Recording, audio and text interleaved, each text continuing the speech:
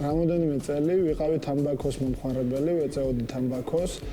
როდესაც 2011 წლის მსოფლიო ჩემპიონატზე ვიყავი, არ იყო ეს მსოფლიო ჩემპიონატი ჩემთვის წარმატებული, ამ პერიოდშიც ვიყავი მწვეველი, არ იყო ჩემთვის წარმატებული, სულ 13 წუთი ვითამაშე ამ მსოფლიო ჩემპიონატზე და როდესაც დავბრუნდი ჩემ გუნდში, საფრანგეთში, გადავწყვიტე, რომ სიგარეტზე თავი დამენებებია და სახლში ვთქვი ერთხელ მეუღლესთან, ეს არის ჩემი ბოლო სიგარეტი ხო.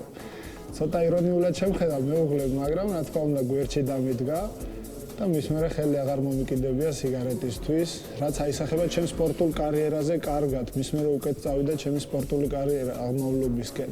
მოსაზრება კიდე იმის შესახებ რო არსებობს, რომ როდესაც ჩვენ თამბაქოს თავს დავანებებთ და წონაში ვიმატებთ, ესეც ჩემი აზრით სტარი არის, რადგან თამბაქოსგან თავის დანებების შემდეგ 12 კილო მოვიკელი და ბევრად უფრო ჯანმრთელად და სპორტულად ვგრძნობ თავს. საქართველოში ძალიან დიდი დისკომფორტი მაქვს იმასთან დაკავშირებით, რომ ყველგან, ყველა ბარში, ყველა რესტორანში ჩვენთან სიგარეტს ეწევიან. უნდა ვიფიქროთ ერთმანეთზე, თუ შენ ჯანმრთელობას არ უფრთხილდები, შესაძლოა ბევრი ხალხი არა, ვინც სიგარეტს არ ეწევა, ვისაც აწუხებს და აღიზიანებს, ეს მავნეჩვევა. ნუ მაბოლებ, მე მხარს ვუჭერ თამბაქოსგან თავისუფალ საქართველოს.